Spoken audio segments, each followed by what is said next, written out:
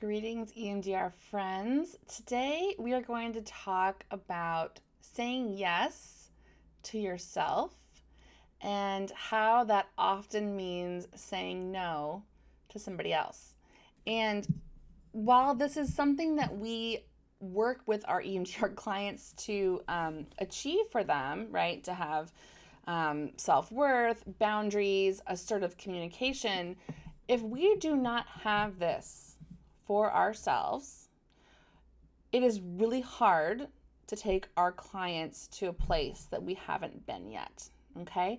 So, this is not going to be a podcast today about a lot of clinical content around EMDR with clients. This is going to be focused on you, the EMDR clinician, because you are the core of all of this working or not working, right? And I want every EMDR clinician to say yes to themselves, whatever that means or looks like for you. And sometimes, oftentimes, that means saying no to someone or something else, right? Before I get into that, let me introduce myself. I'm Cambria Evans. I am the teaching and learning EMDR consultant here in my office in San Jose, California.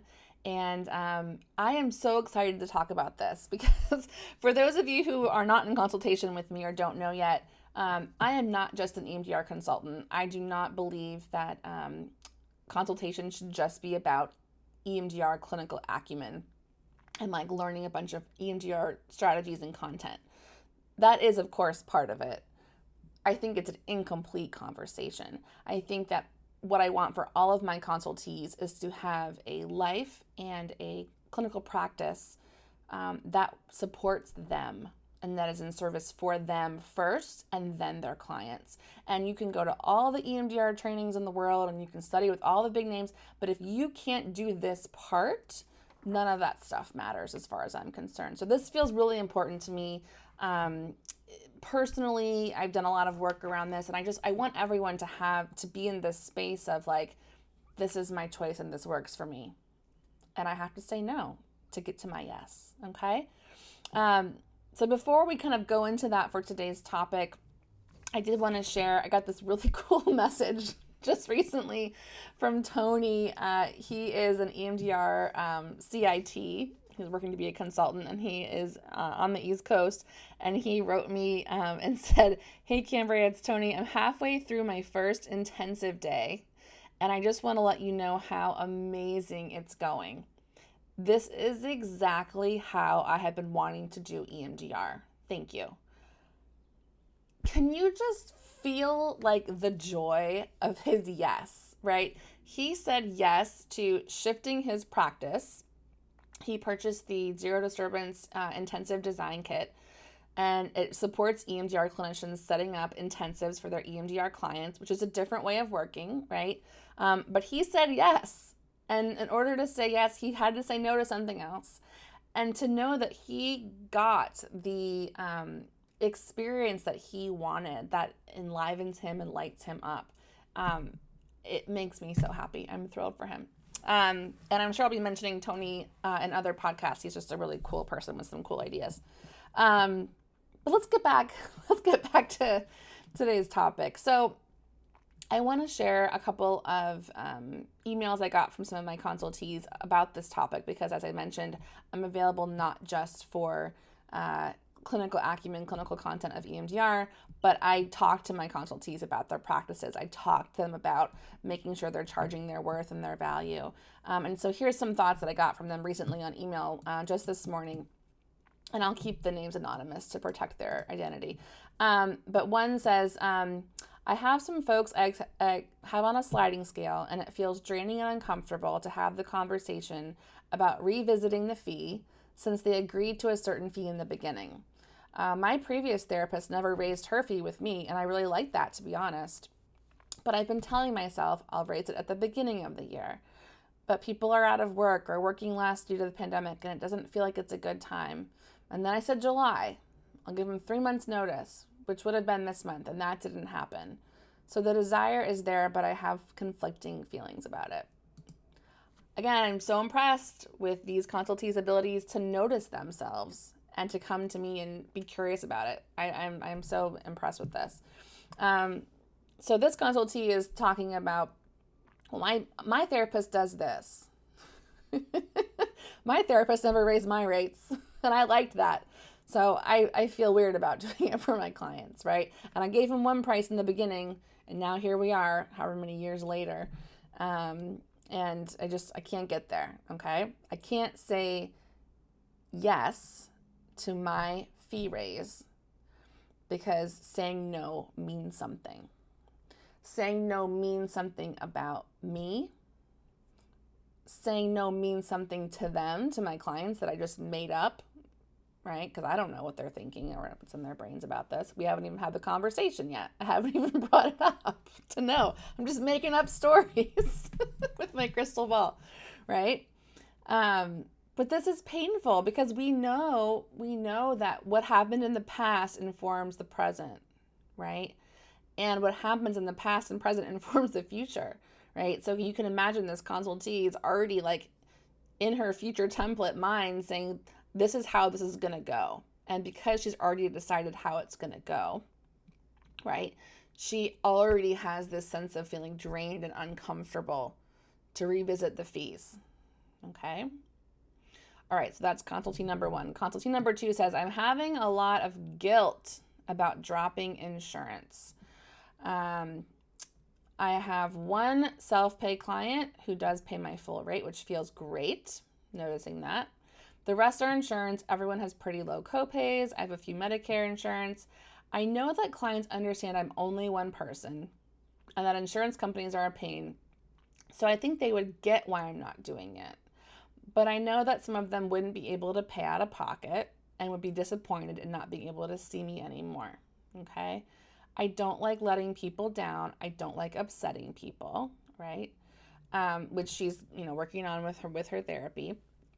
And I'm just dreading these conversations with clients. So here's the thing. Raise your hand if you can relate to any of this. I'm sharing this because these messages are so relatable.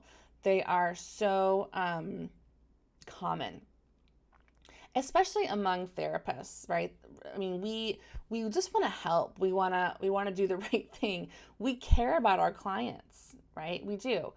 And caring about our clients is, I believe, independent, separate from caring about ourselves. And here's why. When you say yes to yourself, right, it oftentimes means saying no to someone else, right? When I had my twins, I had to say no to a lot of things that I used to say yes to because I was saying yes to my kids. That was my choice and that was my commitment. And I have to say that saying yes to a commitment you've made for your kids sometimes actually feels easier than saying yes to yourself. Like it takes a lot of work to get to the place of saying, I'm saying yes to myself, and my no might disappoint you, hurt you, make you sad, make you have to get a new therapist, make you not like me. And I'm not going to abandon myself. So just sit with that for a second. I'm not going to abandon my yes to myself. I'm not going to abandon myself to prevent you from feeling upset, sad, disappointed, having to do extra work to find a therapist, right? I'm talking about this because this is what we want our EMDR clients to achieve, right? Whether we're talking about codependency, whether we're talking about worth, whether we're talking about boundaries, assertiveness, whatever word you want to use, right? We want our clients to get there, to get past this, right? And so I love that as therapists, when there's safety in a consultation group, we can notice ourselves, own what's happening with us, and give it some attention, right? So I know both these consultees are so incredibly advanced and just amazing clinicians, and I know that they are the kind of people who value in their integrity giving themselves the attention that they need to support them to get to their yes, so that they're not abandoning themselves, right? And just like Tony had to say no to some things to get to his yes of practicing EMDR intensively the way that he's always wanted to, the way that he's imagined it. When you are in your yes, when you have not abandoned yourself, it is enlivening. Like it lights you up, right? And we saw that with one of my consultees. She says, I have one self-pay client who pays my full rate and it feels great. And there's like exclamation marks, right, in her email, right? She's in that space of like, I'm in my yes, and this person connects with me in my yes. And so that's my client, right? If these other clients cannot connect with me in my yes to myself, they're not my client right now. And we all get to have our feelings about that. We get to feel sad. We get to feel disappointed, right? But this idea that therapists are supposed to just be on sliding scale and be available to everybody and fix this kind of like broken healthcare system, quite honestly, is ridiculous to me. It is ridiculous to me. And unfortunately, I think this tends to be the dominant message in our field, truly. And there are some thought leaders who are communicating and shifting that. I think it's an important movement. But this is something that's pervasive. It's pervasive when we go to graduate school. It's pervasive when we go through our internship and associate time getting our hours and practicum where we're paid nothing or very, very little, right? And then all of a sudden we're like popped out into private practice, and it's like, don't be in that mindset anymore. Don't be in that intern mindset anymore. Be in your private practice mindset now, right? Which is really jarring, which is a really jarring transition to make. And I'm very grateful to my first supervisor in private practice who, when I came to her with my intern rates from this agency I was working at, she was like, oh, heck no, we are not, no. Like, you are not worth that. Like, here is your worth, I think, right? And I was so uncomfortable, like that shift. But I am giving you permission to say yes to yourself and to not abandon yourself, even if that means that someone else gets a no. And that's okay, because you have to make a choice. You have to make a choice if you're going to abandon yourself or not. It is that simple at the end of the day, right? But it's not easy, and it's that simple, okay? So I will be offering a lot of what I've learned in terms of practice design, not just with my practice with my clients, but also my consultation business. I'll be making 2 kits this summer because I get a lot of questions around this kind of around money, around practice design, around fees, around marketing, like all of these things. I'm going to be making 2 kits this summer, a practice design kit and a consultation kit, because we need this, you guys. We need the mindset shift. We need the permission. We need the validation and the normalizing. And we just need just some very simple, basic strategies to help things feel simple, right? I don't like a lot of these programs where they just blast you with content and they're like, do this and do this. And we don't need that right now. I think we're all a little bit fire hosed, right, from the last 15 months. Simple, clear. Here's what I've done, right? Take it, run with it. Say yes to yourself. So I hope this feels helpful. If you want to sign up for either of those kits, there is a wait list for when those are launched. If you sign up now on the wait list, you get 20% off when it launches this summer. So again, so good to connect with you. I know today's topic was a little bit different. And like I said, I truly believe that clinical content and EMDR and clinical acumen, all of that clinical reasoning development is so important. And that is usually what I talk about on this podcast. But none of that stuff matters if you have not said yes to yourself. Because if your practice is not serving you first, right, and you're resentful and burnt out and tired, that stuff isn't even going to feel good. Maybe you can go through the motions and you can do it. You can do all the protocols and the, whatever. But it's not going to feel good. And you deserve to feel good in your life. Bottom line. right? And I want that for you.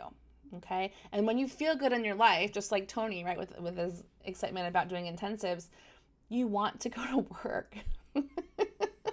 You want to talk about work. You want to like share with everybody what you get to do every day, and that's what I want for you. That's what I want for all of us.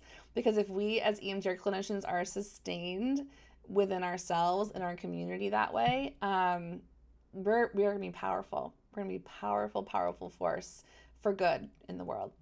So good to connect with you on this topic. I look forward to connecting next time. In the meantime, please stay safe, stay healthy, and I'm rooting for your success. Take care.